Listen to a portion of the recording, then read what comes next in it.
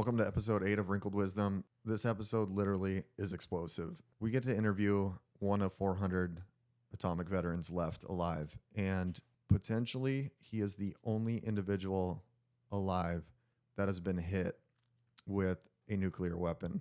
As you're watching this interview, I want you to take into account that this person was damaged. His brain was damaged and his neurological system was damaged.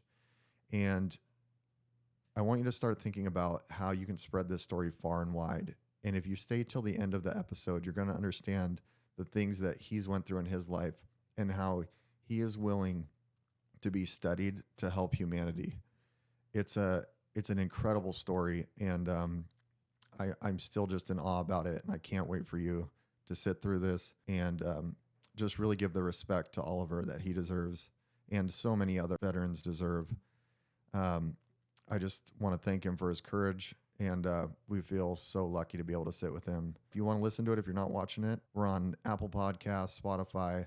We have many ways to share links and things like that. Definitely comment your thoughts, or you can reach out to us. Our email should be linked in this. If you can think of any way that you can help him or get him represented, get him a pathway to get his story out there to the right people, we'd really appreciate it, and I know he would. It was very humbling to sit with him. I hope you enjoy it, and here's the interview.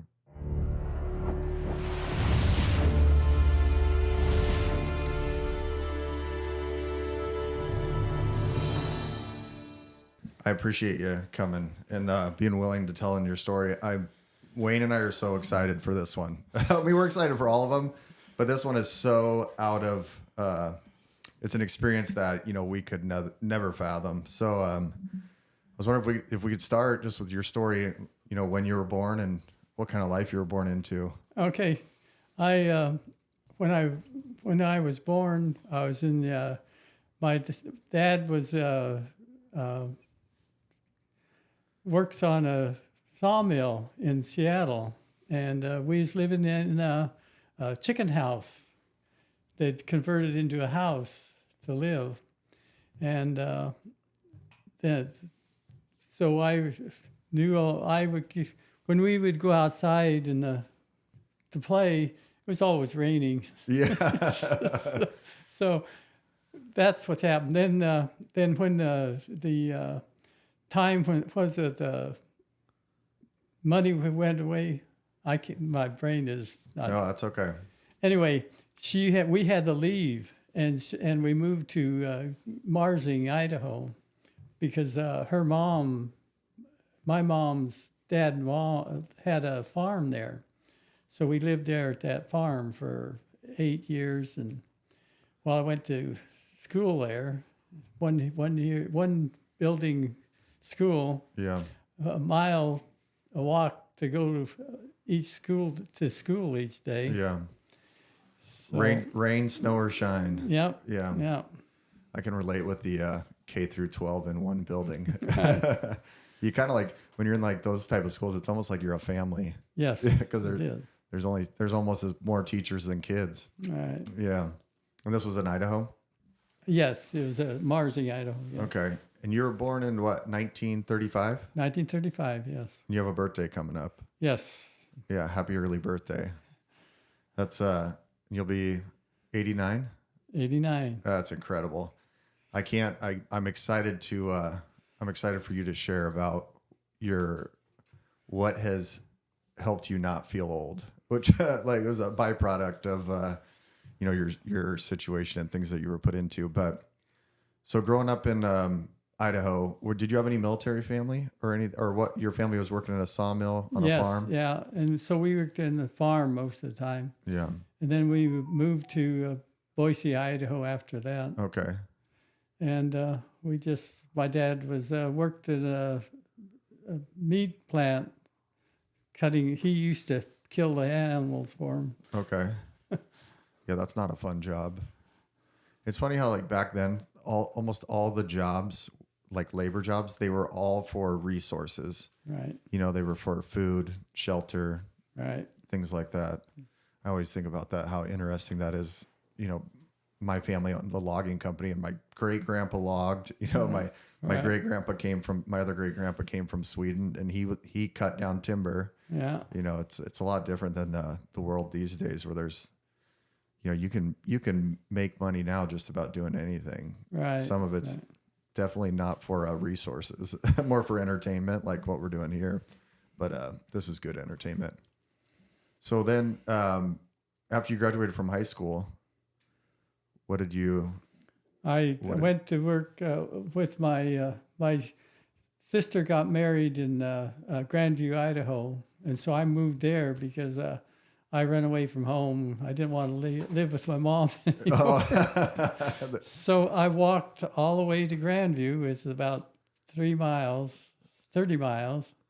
and I moved in with her, and they. I went to school at Grandview. Okay. All 9 of us when in the high school. Isn't that something? Yeah. Yeah. And I think you showed us that you were on the baseball team. Right. Yeah, I know how that goes. So how'd you guys do the baseball team? Was it with that many kids? Or Well, since I was working at the farm all the time, that's all I did was work on the farm.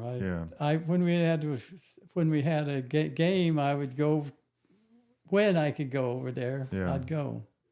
It's something how, like, looking back with all the old timer baseball players I've talked to, you know, some of them could throw the baseball, you know, high 80 miles an hour, and they're like, well, what'd you do to practice? And they're like, well, we worked on the farm. Right.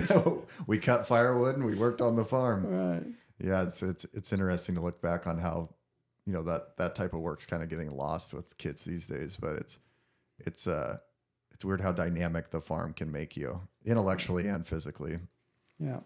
So then when you enlisted in the military, was that voluntary? Yes, voluntary. Yes, I was.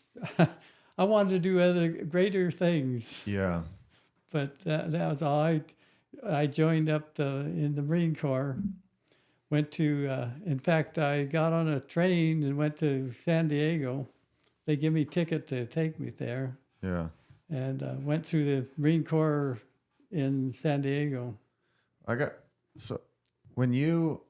For your generation, it was pretty common to enlist into the military.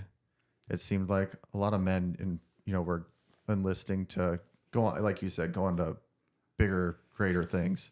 But it was because there was nothing else that you could do except work at the farm and go to the service.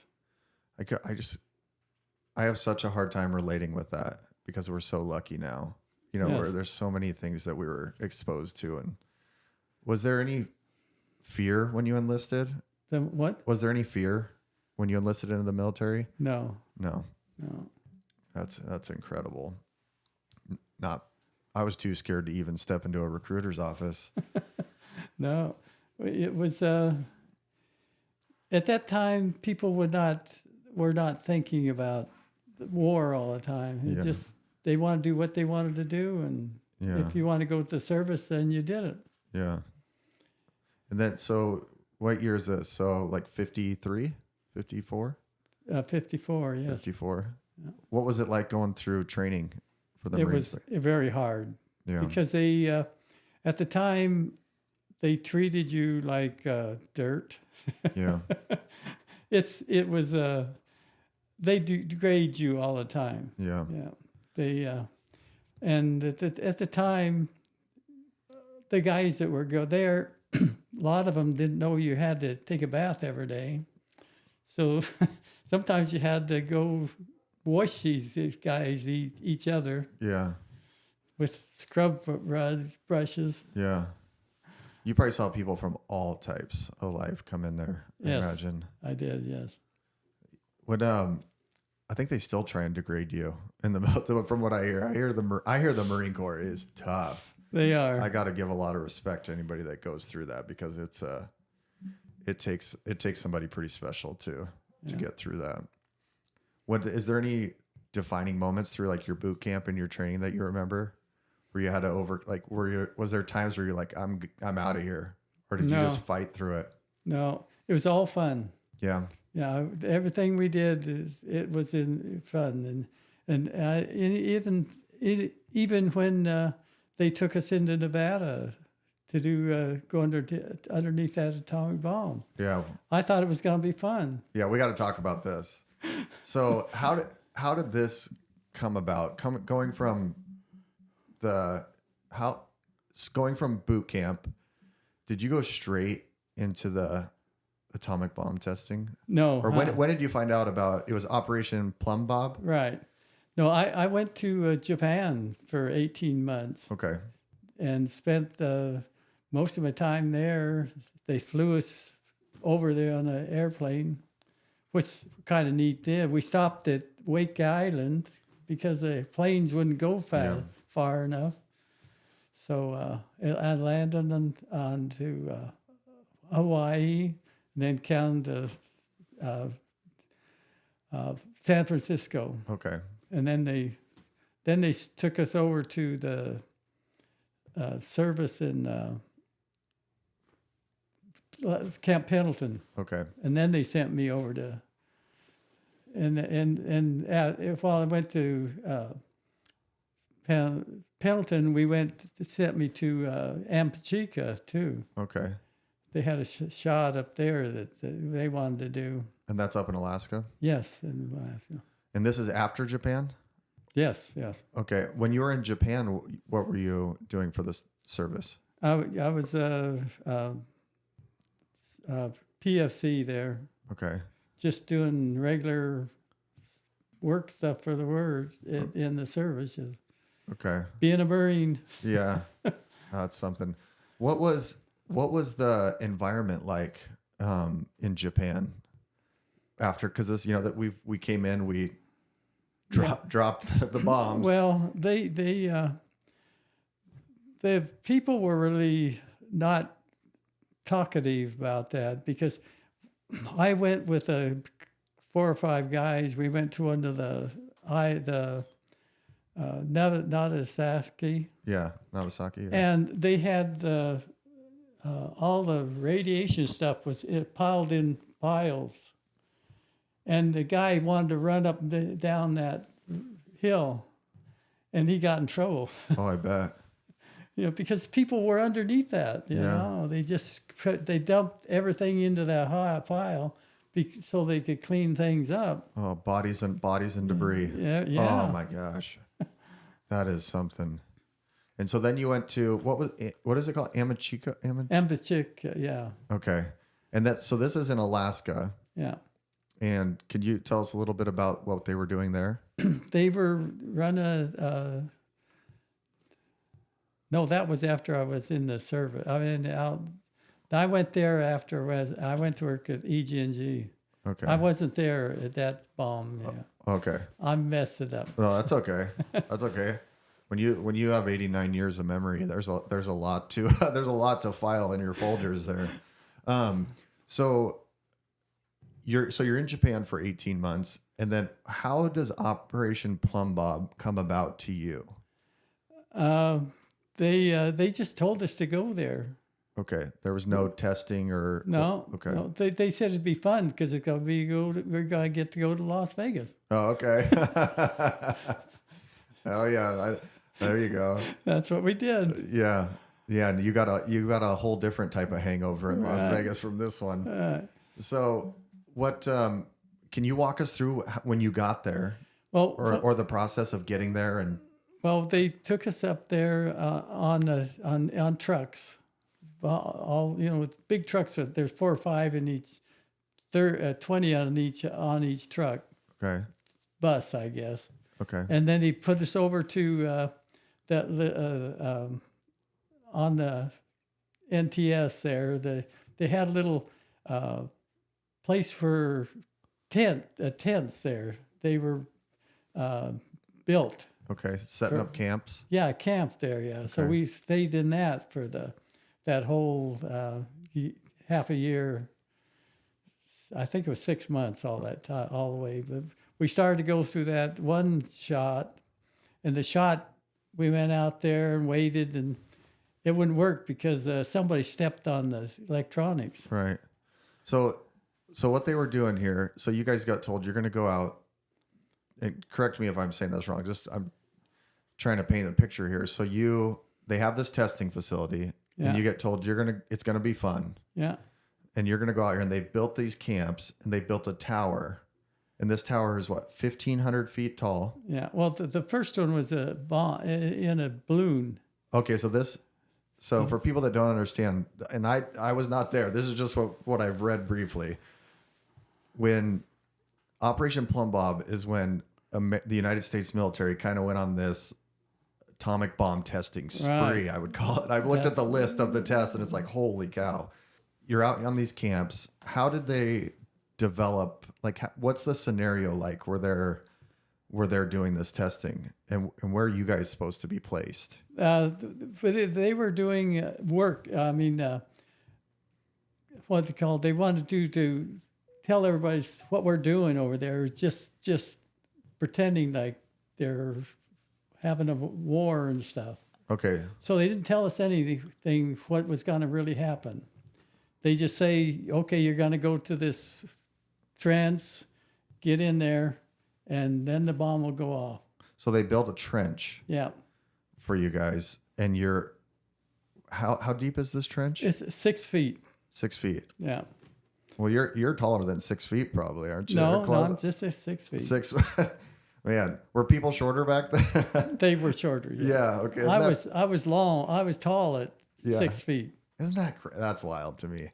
So they build these trenches. Is there buildings and things that they're Buildings. Yeah, there's buildings there too. because they were doing what do they call, like, civil impact testing or something like that? Yes. Uh-huh. So they were trying to test what would happen to a civilization, basically, Right. like structures and humans. Right. Was there animals involved? No, not really. It's in the desert there. Okay. I just didn't know if they were using animals for test subjects or something like that. They did that in Hanford more than anything. Okay. Okay. So they kind of keep what's really going on from you. Yeah. They hide it under fun. I know some parents that have done that to kids. Like, come on, it's going to be fun. but so you go out there, you get in these trenches, and can you guys see? It's a blimp. They were using a blimp, right, to carry the first one in? Or Yeah. how did they do it? No, the first one, yeah, they had a big blimp there, yeah. And they went to but the first one, I think they just had us laying down on the ground then. Okay. So we just laid on the ground. Okay, then 6 weeks later, they dug the trench and had the tower on the big bomb on it. Okay. And then they put us in the trench and set the bomb off. And this one was Hood. They call it yes. Hood. So Yeah. people want to look that up, and we'll put links in the descriptions. Wayne, can you bring that bomb up here so we can? This is wild to me. So they build you guys 6-foot trenches to hide in. We can Right. we can watch it right here in front of us. If you Okay. want. Yeah. So when this bomb is going off, they detonate it in the tower Right. with a button. Button. Yeah.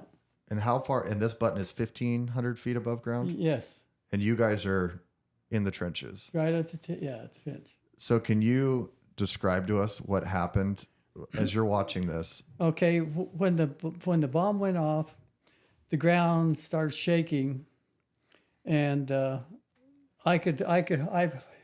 was told to put my hand over my eyes, and when you did, I could see the bone on my arm with my eyes closed. Yeah. That's how bright it was. So that when and then the bomb went off, and with the ground shaking, and I couldn't, because I was above ground, I had to kneel down to keep from getting hit with radiation too hard, because when the bomb went off, the grass and the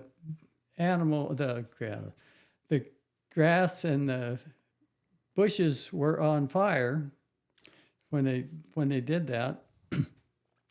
So apparently because I couldn't go deep enough. Because you were on a bump, right? In the trench, you said? Yeah, the trench was not cleaned. Yeah. They didn't have anybody walk through the trench to see if it was safe. So I had to lean down. I put my head on the ground, and then when the bomb went off, it knocked me out. And when the bomb went off, it burned all of my sensors in my body. I have no pain sensors in my body at all. So I woke up they said about 20 minutes after the bomb. They hauled me out of the trench, and they told me that I'll be fine. So the next month and a half, they had to wake me up every morning because I would not wake up. Yeah. They had to actually wake me up. They did that for a month and a half, and then they sent us home. No questions asked. Nope. Now, do you think I'm trying to process this. I couldn't even imagine. So at this time, you're going in and out of consciousness. Yeah. For a month and a half, and they have to, were they looking at you as a research study or anything like that? Or No. was it it was like, Nope. we don't want this. They didn't want to say anything. They said, okay, go eat. Yeah. Next morning, hey, wake up, go eat. So you were just viewed as like a consumable Right. for them at this time. Yeah. This is so much to process. So what were you thinking during this time? Or were you able to? Was there? Oh yeah, I had no problem thinking because that part of my brain was functioning. Right. At what time? What point did you realize that you had been damaged? The last month I was in the service, we went to another camp there, and I was not doing things I was supposed to do. You know, I was going against the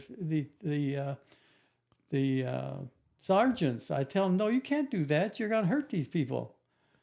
Because I was not thinking right, you know. Yeah. So they took my sergeant's stripe away because I was not doing right. Yeah. Things I shouldn't do. A little bit of rebellion. Yeah. So it's funny you bring that up because, you know, with recently the movie Oppenheimer coming out, Mm-hmm. after they tested the bomb, he kind of went through that process where he was like, oh, we can't, this is not good. Yeah. You know, he kind of went to a more sensitive side of it. Right. It seemed like, and That's the way I felt too. Yeah. After that, you know. I can imagine. Yeah. And I was helping these guys, these young guys trying to get through the service, you know. And I got in trouble because of that. And they took my sergeants away. Oh, that's too bad. Yeah. Because you it's probably hard to fathom, like, you have to almost remove reality. Yeah. You know, like to be able to, like, that baffles me. So the extent of the damage to you was your nerve sensors. Yeah, and my brain. And your brain. It damned it. The damage is so bad that 3/4 of my brain is gone. Wow. I talked with the VA and I tried to get them to help. And they said, well, I'm going to test you see how smart you are. So they test me and they said I got 140 IQ. Big deal. It doesn't be any good because half my brain is gone. Yeah. Cut it in half. Yeah. What functions of your brain did you notice that were noticeable to you? The way I respond to other people. I feel no feelings of anybody. No emotion. There was a lady in New York. They dropped the card onto her head, and she told 2 years ago. Anyway, she told everybody what she felt. Yeah. And that was when I found out that's the way I feel. That's what happened. And I didn't know that. I did not know that until that 2 years ago. Yeah. Because nobody tests me for anything. Yeah. You kind of just had to self-reflect and then find somebody that, it's not very common. You're going to find somebody that was damaged by a nuclear bomb and be able to be like, well, what happened to you? You know, that's not a conversation you have at the dinner table with very many people. I mean, it's not a laughing matter, but it's, you know, some of those things you have to look back on and be like, you know, your opportunity to talk to somebody that can relate to that is slim to none, I imagine. So at this point, so let's go back. I want to go back. You got discharged from the military. Right. They kicked you out, or? No, it was time to get out. Yeah. After 4 years, I just quit. Okay. And was it a hard decision for you, or you were like, I'm not doing this anymore? No, I wanted out then. Yeah. Yeah. And then what did you do after? I went to school in Boise, Idaho to get some schooling, and I wanted to be a engineer, but I couldn't make it because my brain is damaged so bad. So I talked to one of the counselors, VA counselors, and he says, why don't you go to Pocatello? They have a class there of doing electronics. So I went 3 years to that electronics school and passed that AA degree there. And then I moved to Las Vegas, to Nevada test site there. Okay. At EG&G. So you went back for more. That's funny too, because at the time when I went to work there at EG&G, I asked one of the guys, he used to take the film badges over to the shots 7 years before. Mm-hmm. I asked him how come he didn't give us our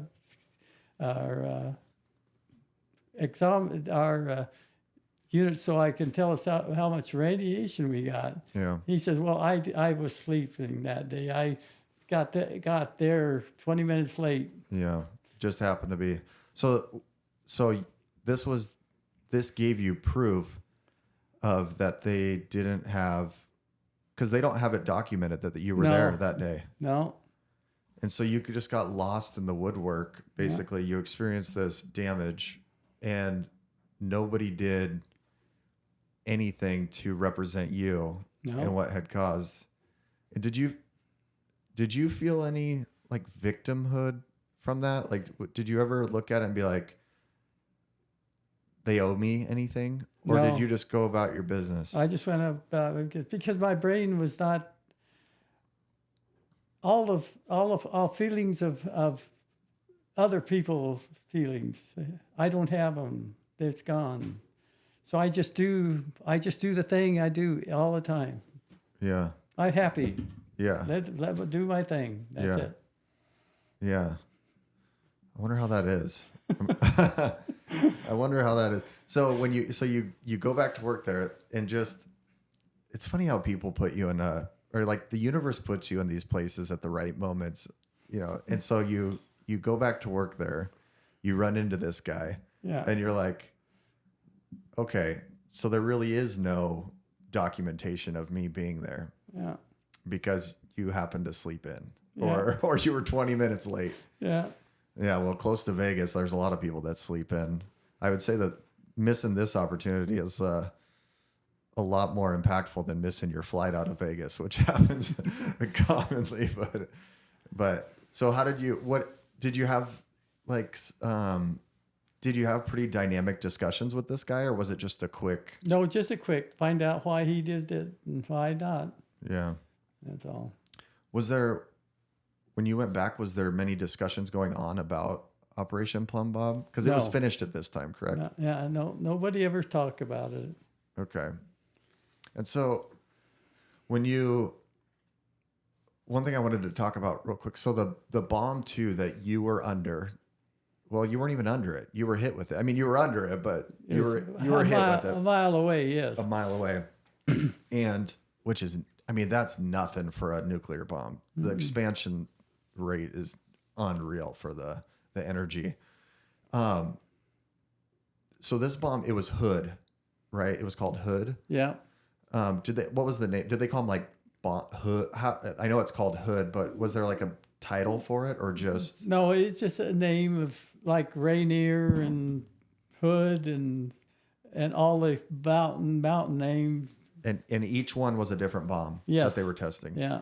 And you happened to be impacted by the largest one they tested. Yes. And after that, I think they were stopped that because of other countries are saying they don't want any more atomic bombs anymore. I think there was a treaty or something Yeah. that was in the works. So this was for people that are viewing this or listening to this. You can look this up online. It was you can look up Operation PLUMBBOB and then look up Hood. And I saw a list, and we'll put a piece of documentation at the end of this podcast, where it tells you the date. It was July 5th, 1957. Yeah. And it was 74 kilotons. Yes. Was the energy, Right. which is equivalent to what they say, that's 74,000 pounds of dynamite. Exactly. Yeah. Or TNT. That's unreal. So it amazes me. I get what I was going back to this because it amazes me that, nowadays I think that people would be talking about that every day, but back then it was just something that was kind of like swept under the rug, or they were just moving forward. They're just moving forward. Yeah. Nobody thought about it. Actually, there was no information available for people. That makes sense. Yes. Because right now we're in the age of information. Yes. And so maybe that's why it's a little bit more impactful for me to, I'm not going to say it's more impactful. I'm going to say I'm able to evaluate it or be distanted, I have, pretty far for the distance between me and any experience like that. But, in 5 minutes, I can go on YouTube and pull up all these videos of atomic explosions. Yeah. And I can feel, the perspective you gain is probably as close to it can get now with Hollywood and, and production quality of all this information. So back then it was hard to be like, hey, Oliver, look at this bomb, Oh, wow, that's something. So when you went back to Vegas, and what was the name of the facility that you went to work at? Nevada test site. Okay, so you went back to the Nevada test site. Yeah. What kind of stuff were you guys working on at this time? They were doing testing nuclear engine. They built a nuclear engine. In fact, last month they said they're going to use that engine now. And what are they using it for? To go to space for rockets. Go to space, yeah. Wow. It's an engine to go to rocket space. Okay. And what was the title of this engine? Do you remember the NX? Okay. And I think we have a photo of that. Yes. Okay. We're going to put that up. That's something. And that's incredible. It's incredible to think that the technology was that far advanced then, that now 70 years later. Yeah. Or 65 years later, we're now going to be like, hey, maybe we should use this. Do you think it's because technology has allowed it to be more stable or safe? Or do you think that's just we're going back in history and reevaluating? I think they were too slow. Yeah. Because they had it tested, but after tested, you have to wait till somebody build a plane or a rocket so they can go up there. Okay. So now they're going to do that. In fact, they want to go to Mars now. Using that engine. Yeah. Yeah. Isn't that something? So what can you tell us a little bit about this engine and what part of it you worked on? I did the electronics so that you can turn the gas on and off, and put the nuclear the gas, which is hydrogen. They use hydrogen to push it up, and hydrogen has more punch than anything else. That was Oppenheimer's big argument, right? With hydrogen bombs, right? Was how devastating, right, they could be. Man, I couldn't imagine. So, what a full circle. I'm thinking about this because you end up back at this test site. You get involved with a nuclear engine, and what was at this time?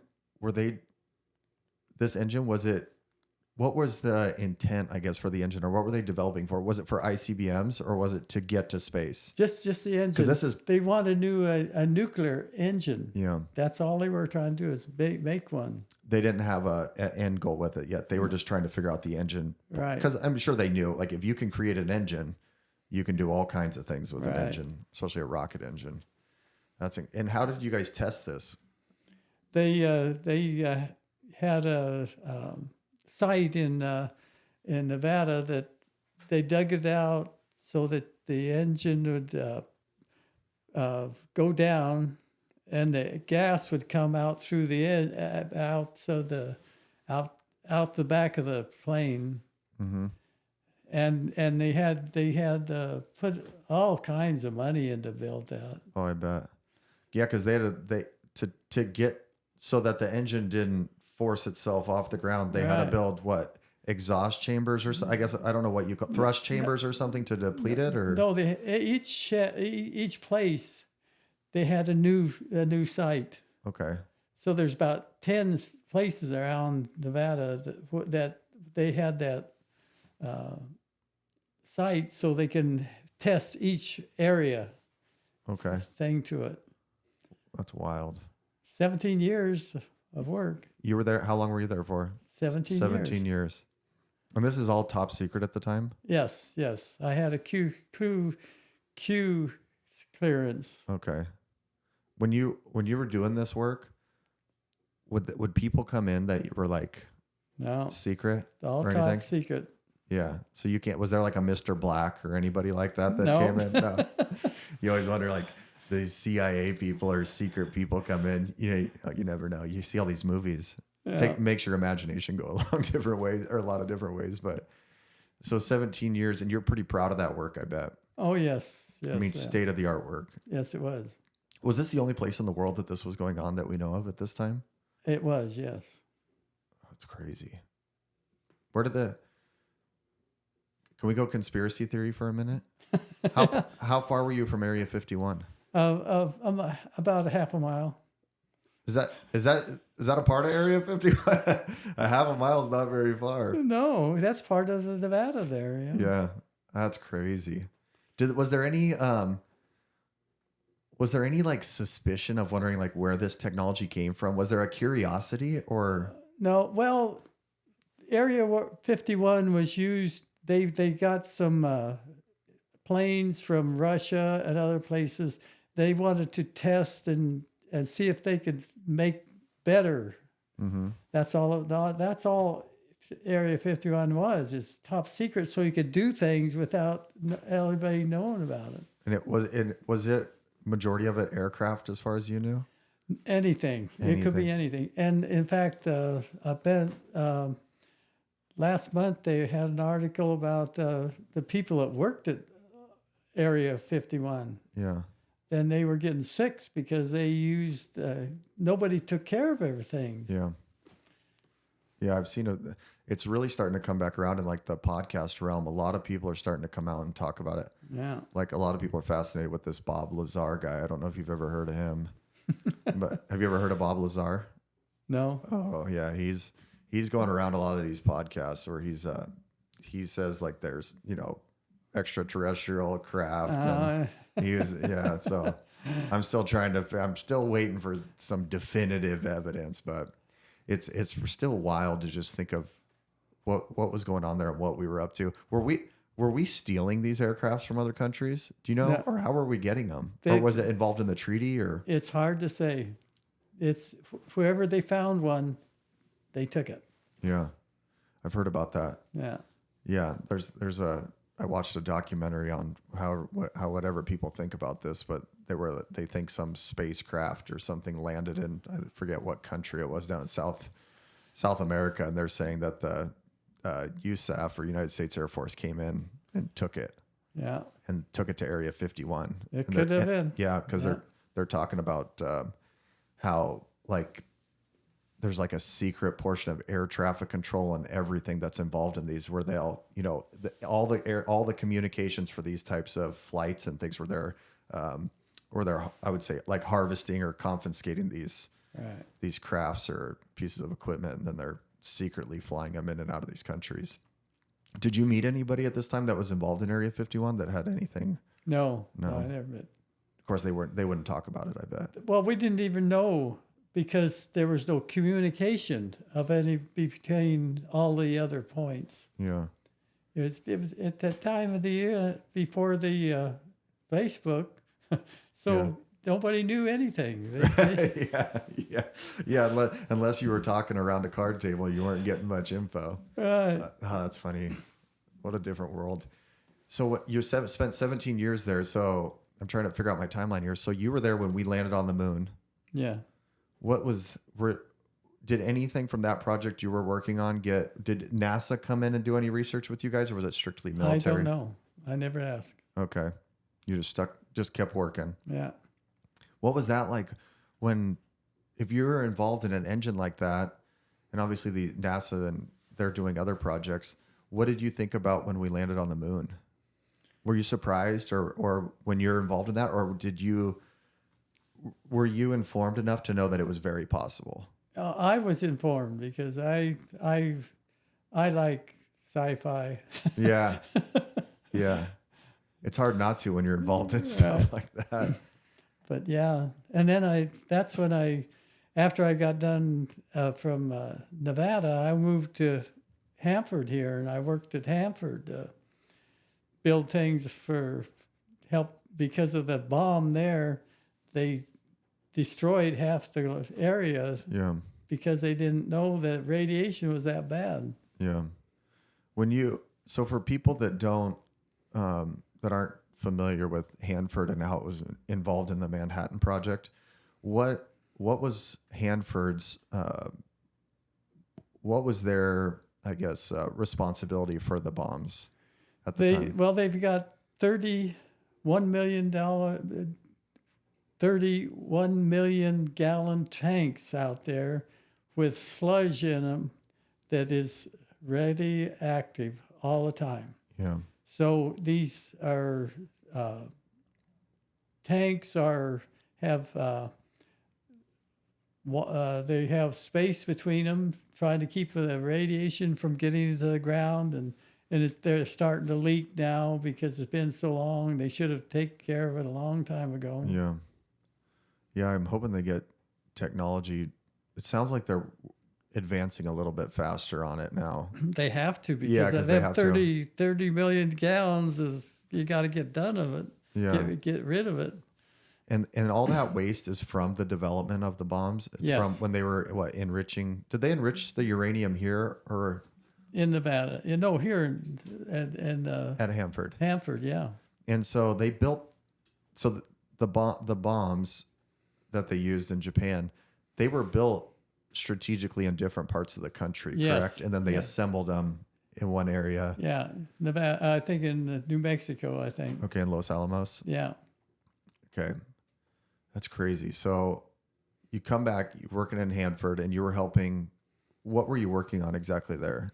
I was building a tractor so that you could scan the ground, so that find out how much radiation was laying on the ground. Yeah.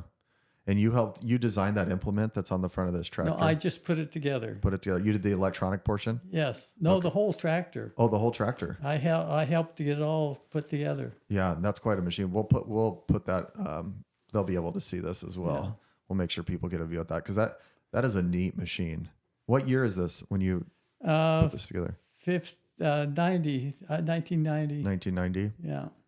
And so you were part of a project that you really took the labor and the time out of what people were doing beforehand to scan the ground. Right. And they were just out walking around with Geiger counters. Yes. What a job. Well, yeah. On one hand ones. Yeah. Do you know if that impacted anybody's health?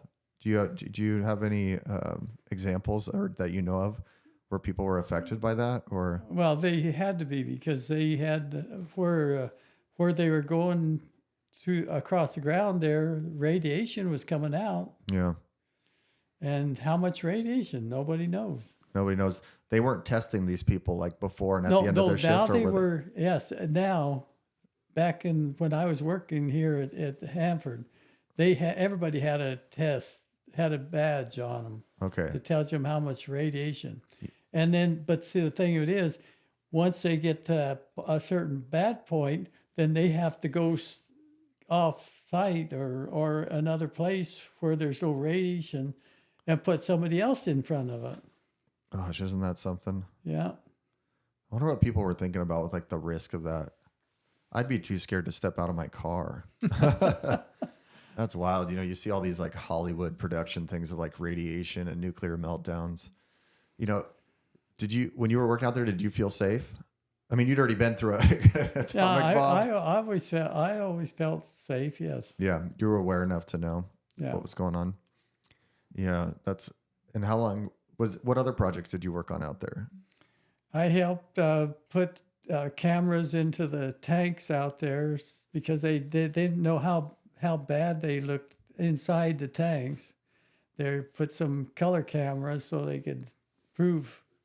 Somebody had to build them so that they could prove what it looks like inside the tanks. With all the waste. With all the waste, yes. Yeah. And so these cameras that you built or helped build had to be very specific. Yes, and they had to be covered with lead because color camera is sensitive to radiation. Yeah. So they had to put lead around the camera and then put them in the tank and with a mirror so that the radiation would not hit the camera. So that you would have a mirror probably at like a 45 or something like that, and then you would take a picture of the mirror. Right. Huh. Yeah. You know what's crazy? They use that technology still in like fruit sorting, ag sorting. Yeah. It's how they can take like 24 images of one apple. They just have a bunch of mirrors, first surface mirrors, and then reflect the image onto one mirror. And then it's really neat. I mean, it's, it's probably a lot. It's when you look at it, you're like, oh, it's so incredible. And then you look at it, it's like, it's just a reflection. It's like one of those simple things that you think you get kind of amazed by. So, and these things, did you ever find any, when you guys, are these live images or did you have to take, oh no, it's a photo camera, right? So you guys are clicking, or how are you taking these photos? That's what it was.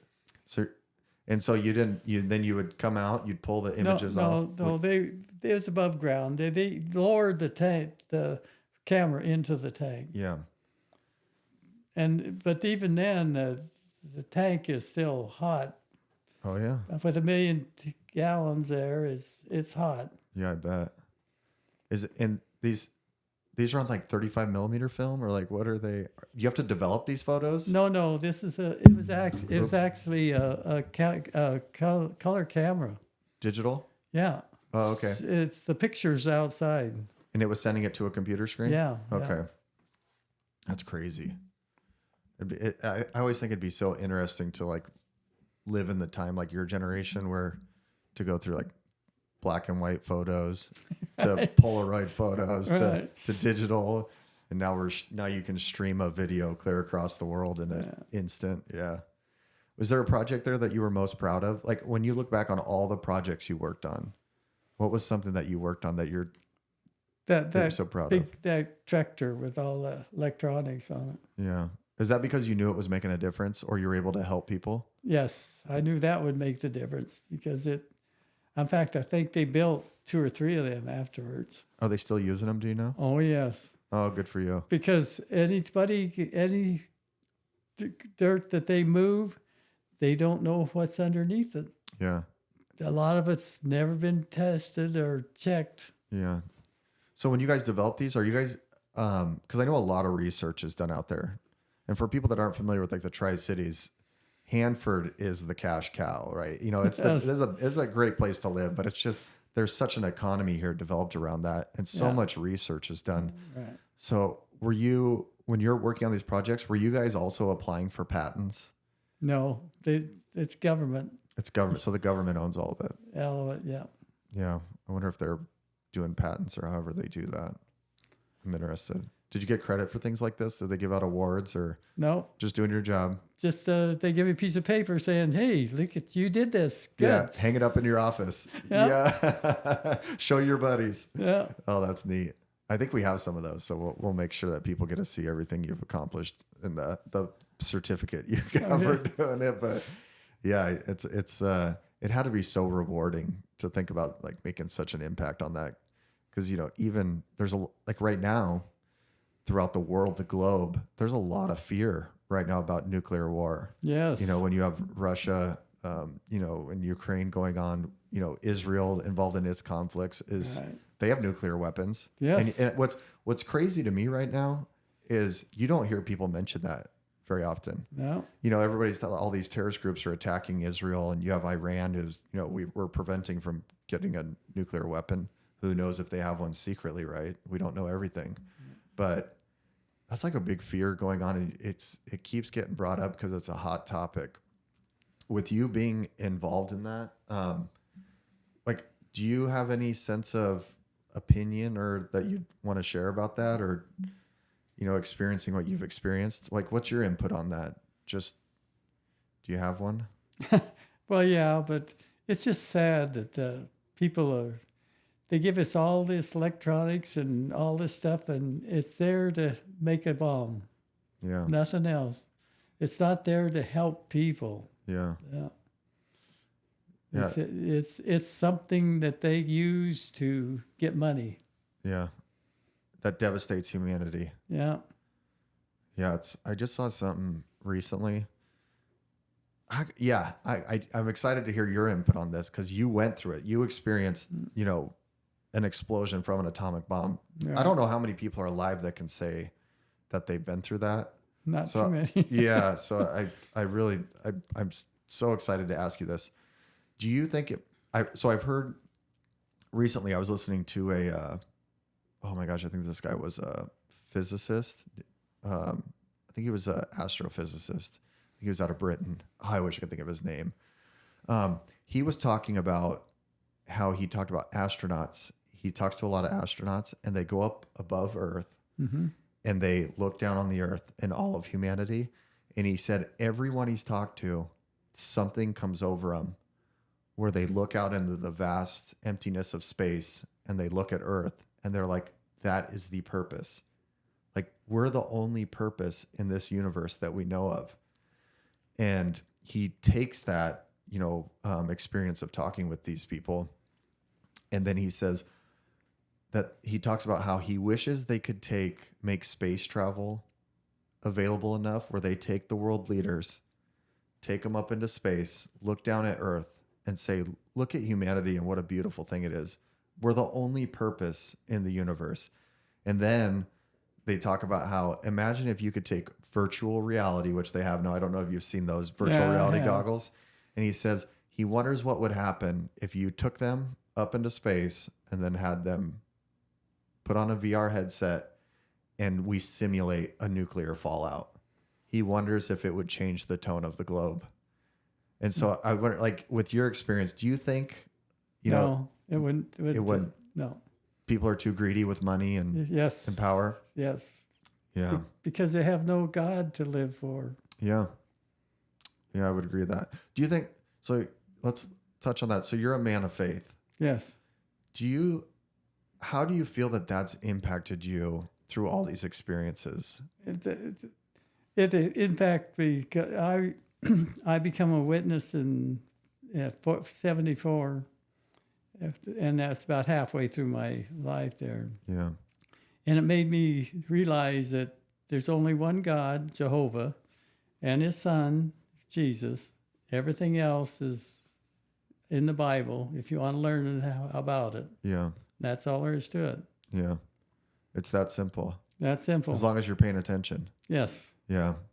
It's something I consistently hear, through interviewing the older generation, is how close people are with their faith as they age. And it makes you, even me, like right now, just reflecting on my, young 37 years of life, how I've had these experiences where it's like, it takes years for them to make sense, because you might experience something and then years later you're like, I went through this for this reason right here, right now. Right. And it's such an amazing thing. And it's interesting when I listen to your story, is how you kept coming back from that experience, even though when you enlisted into the Marines, I bet you never could imagine that you'd be sitting under an atomic bomb at 74 kilotons and get hit by it. And then to keep coming back to the nuclear field. Yeah. It's incredible, but it seems like, something must have told you to keep impacting that part of the world with your experience. Yeah. And I think it's really important that people get to hear your story, because we tend to not have perspective, or obviously because we don't get the chance to sit here and talk to people that have been through what you've been through. But I think it says a lot when you say, that how devastating it is and that it's sad. That's really the easiest way to explain it. Right. It is sad. It is sad. Yeah. Yeah. I really hope we can get these things under control in the globe, because there's no reason for it. Nope. Isn't that crazy? Yeah. There's no reason at all. No reason. It's hard for me to fathom that when I try to do everything with a little bit of reason, or level of impact. So sorry, that was my little rant, but your story just impacts me in so many ways that it makes my brain go a million directions of what I would think about it. I'm sure I'll be reviewing this for a while and thinking about it. So I was wondering if we could go back. You brought up the VA not helping you. Right. And there's no record of you being there. Right. Except for your experiences. And could you talk about some of your injuries that you've endured and the way you experience them because of the damage? Well, what happened is it burned all of the sensors, pain sensors is gone out of my body. So I don't feel any pain at all, which is nice, because it's when you have pain, you get old fast. Yeah. So I'm not getting old very fast. It burned up my vagus nerve. My brain doesn't talk with my stomach anymore. So I have to be careful what I eat. And I belch all the time because I don't communicate with my brain all the time. Yeah. So it's hard on that. And then with the concussion I got, and I didn't realize that I don't really feel things about people, because it's gone. Part of my brain is gone that makes you realize how people feel. Yeah. I'm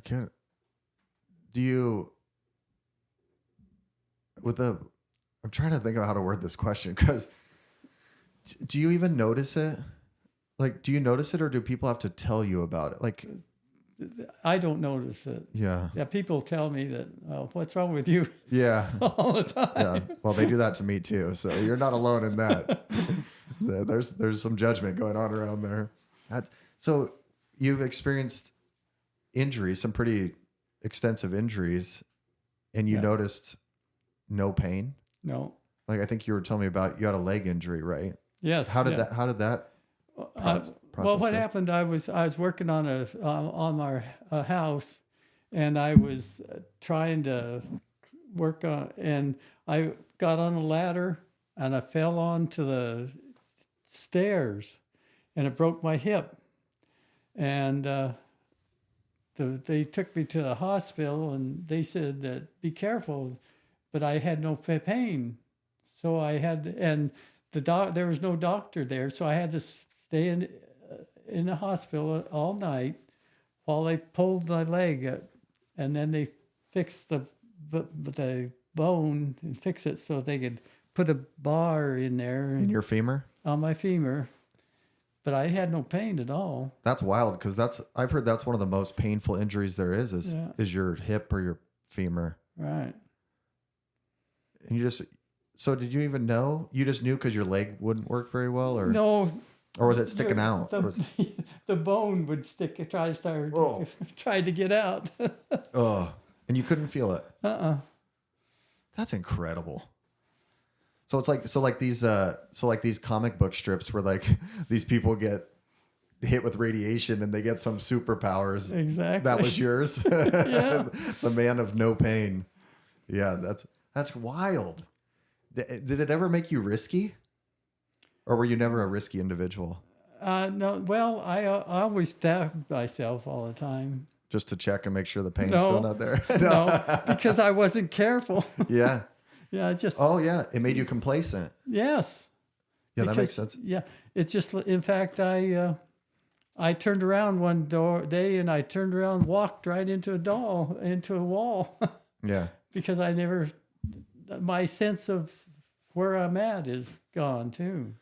Yeah. So it's almost like, I mean, I don't know, I can't compare this, personally, but it's like being paralyzed, but still being able to move, kind of. It's that takes an incredible mind to be able, because you have to be so disciplined. Yes. When you lose your senses. I've always wondered about, it's a little off subject, but you know how like in work safety, they give you all these things, like all this PPE and things like that. And it's like, well, then you realize people go home, they take off their PPE, and then they tend to get hurt more at home from people I talk, because they're so used to being fully protected. They're like in a bubble suit. And then it's Right. like when they don't have it on, because they haven't, your brain's not registering like, oh yeah, I impacted my hand 10 times doing this, but since I was protected, I don't feel the negative effects of it. Right. Yeah, that's crazy. Is there anything when you go, like, is there anything you've tried to do because you can't feel pain? No, I don't try to hurt myself. Yeah.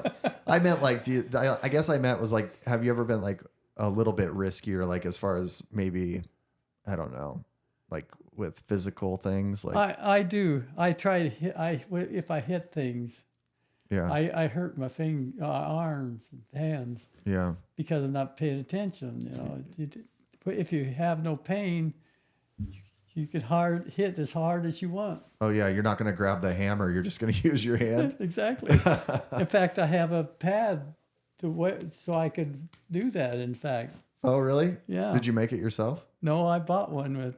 Oh okay, that's crazy. It's funny how little things happen with stuff like that. Like you just doing a little bit of experiments with it. Yeah. Yeah. Huh. So what have you? So with you're considered an atomic veteran. Yes. What does that mean exactly?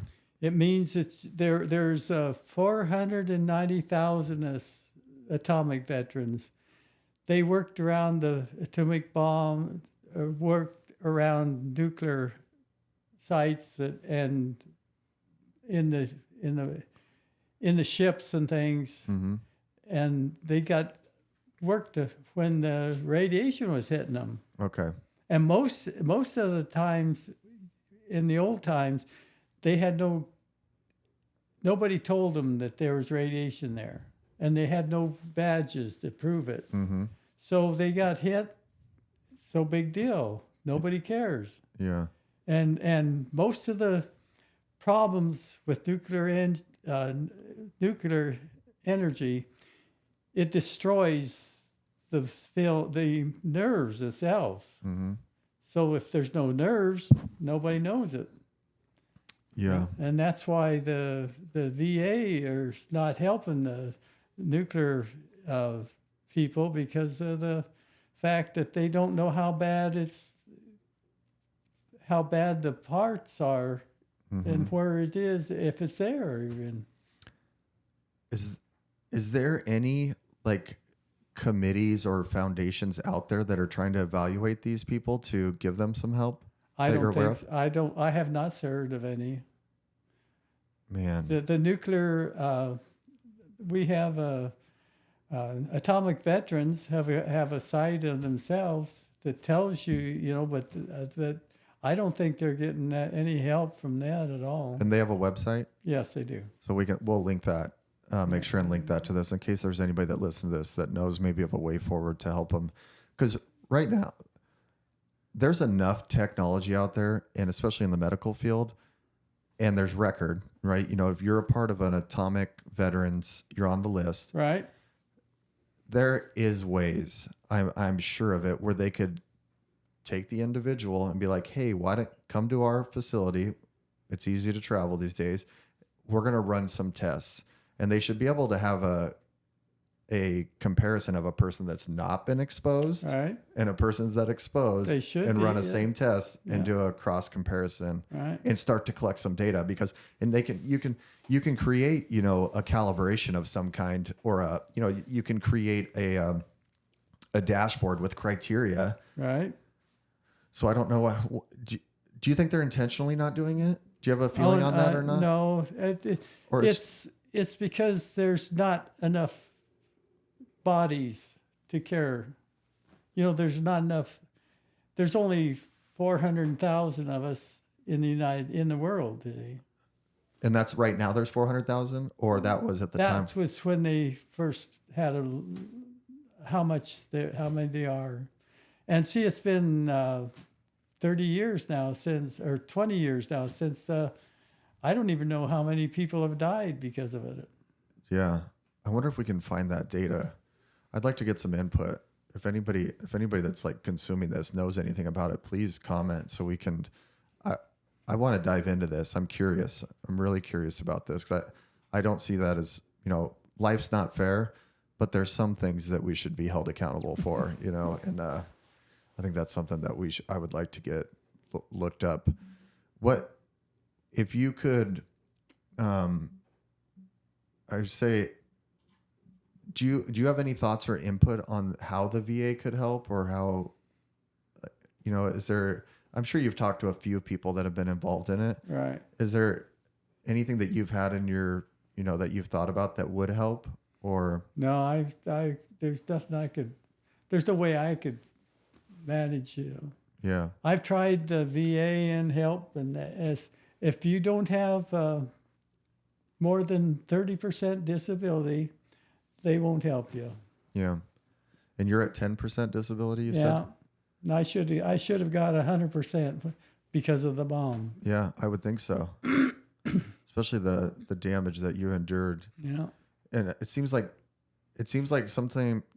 It feels like with people, the way they evaluate it, and I mean, we're built this way, but we're such visual people that if you were to look at you, you know, you're in great health, you get around great, Right. you know, you're you know, you present yourself very well. So I'm sure people, when they look at you, are like, "There's nothing wrong with this guy," and that's the problem. That's what the problem is. Yeah. Yeah, they don't sit there and dig deeper and listen to what you're saying. And Yeah.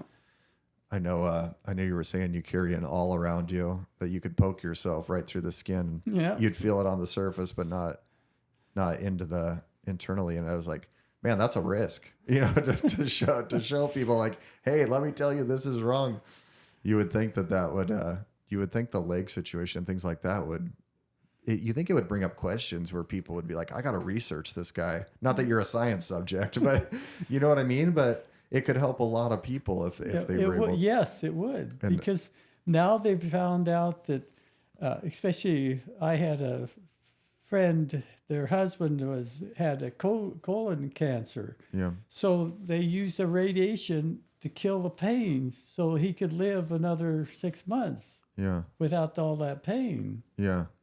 So they use the radiation to kill the nerve sensor so Yes. he could be comfortable. Yeah. So they know that. Yes. So they know that a byproduct of it is what Yes. you've experienced. Yes, they do now. Yes. Huh?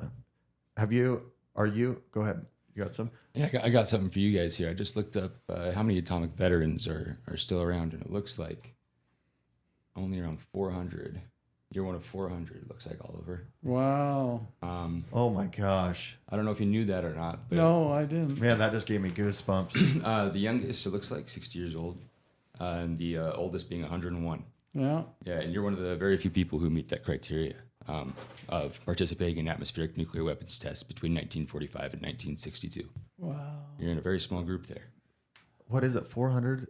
Yes, and we can go to NBC here. That's our source here. So there's 330 million people in America, right? Yeah. Looks One like, of 400. Looks like this article is speaking about how they've been overwhelmingly rejected for healthcare. Yeah. Oh, Yep. See, that's Have what's you read that happening. article? No, but I know that it's happening because So only about 400 are estimated to still be alive, according to the National Association of Atomic Veterans, which conducts membership tallies. Can you scroll that up a little bit? Oh, there you go. Scroll it up. There you go. Membership tallies. Most of the survivors are, what is that? Eniwatak veterans, and many of them have cancer and other radiation-related illnesses. The group said. We're losing an average of 2 to 3 individuals a month out of that group. Wow. wow. That's incredible. My goodness. So they said there was 400,000 of us at one time.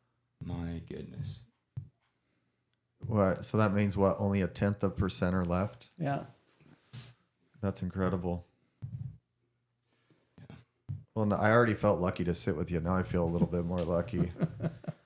I don't know if you feel lucky to experience that, but you would think that so you don't have to answer this. I got a question. And I can't remember I'm not too familiar with the religion of Jehovah's Witness, but are you willing to be tested? Oh, yeah. To be a test subject if people needed, if it was for the good of humanity? I spent a lot of money in the last 30 years. And since 1986, I went to doctors and helped people, trying to figure out what was wrong with me. Yeah. Nobody could figure out anything. Yeah. No, I have pages and pages. I think 4 books of doctors and stuff to figure out what's wrong with me. Nobody could figure it out. Life's mysteries. Yeah. You would think out of all the people in the world, there's got to be someone that's diving into this. Their curiosity is. I hope so. I hope enough people see this that they can trigger this or spread it out, because you definitely deserve to have somebody, at least answers, or a little bit more information, I would think. Right. And you're open to that. Oh, yeah. Yeah. That's crazy. I wonder, I'm going to do some research after this, because my mind is curious. There's got to be something. Can you see is there anything on it, Wayne, for people doing research on it? Yeah. So if you want to learn more, there is, so if you're an individual who may be an atomic veteran but don't know, there is an article on the vapublichealth.gov that you can check to see if this does apply to you as well. We can link that. Yeah, we can link that. It's peacehealth.va.gov. It looks like everything I'm seeing about it is there's a lot of veteran movements while they're trying to get rid of the health benefits for these individuals, because it is hard to find them and prove that they were there. It looks like there's a group of individuals who are working pretty hard to keep those healthcare opportunities available. You can go to the National Association of Atomic Veterans, NAAV.com, and they're all about supporting atomic veterans. Huh. I could go down this rabbit hole for a while. Yeah, I think we will. I can tell you also,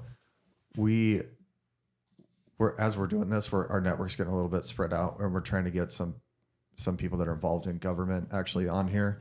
And if you're willing to let me ask them, I might bring this up, because I think it's important also for people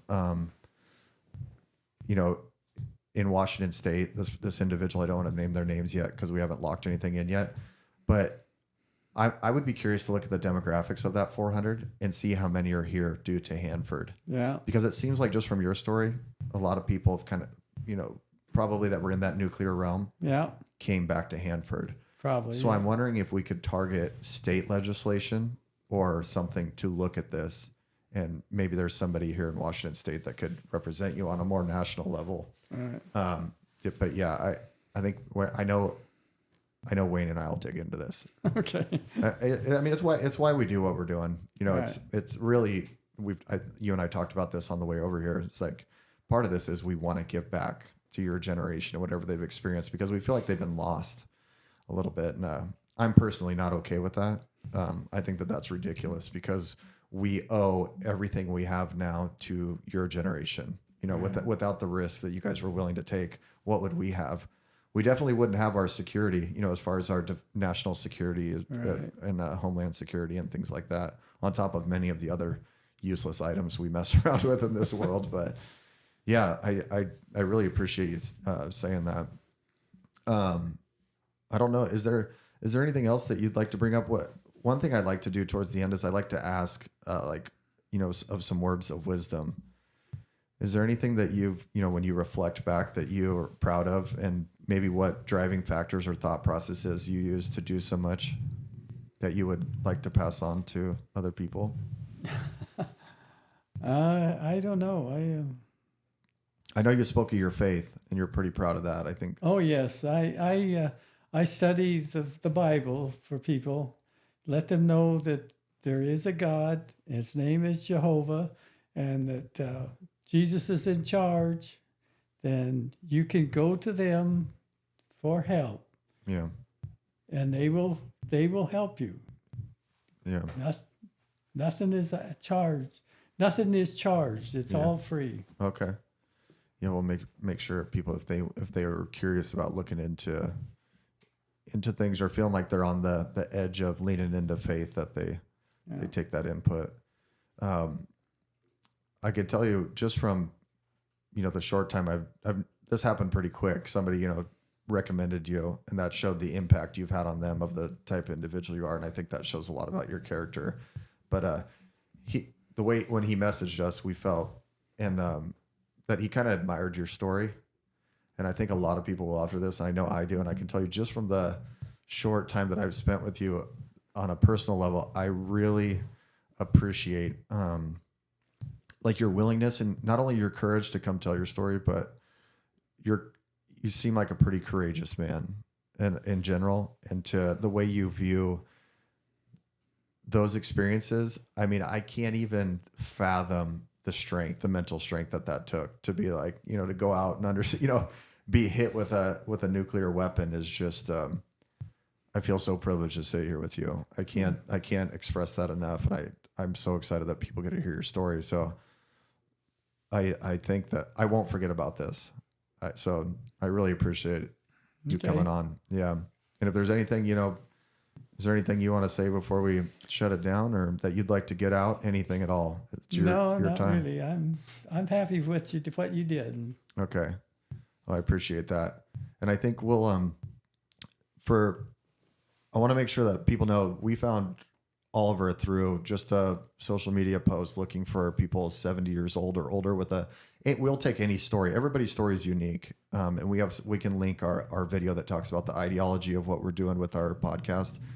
But, you were brought here to us for a reason. And I appreciate Josh. He's located here in the Tri-Cities. Look up Tri-Cities Power Washing.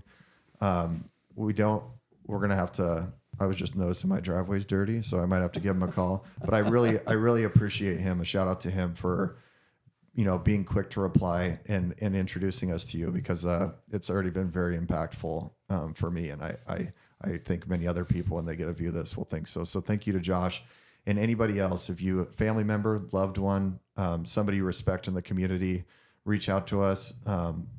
Wrinkled Wisdom on YouTube, or on TikTok, Instagram, Facebook. We want to get more stories like this, because they deserve to be told. And with that, I thank you, Oliver. I really appreciate it. Thank you. Yeah. When we'll try, and if we can help you in some way, we'll definitely try. All right. Yep. We'll take care. Yeah. Thanks.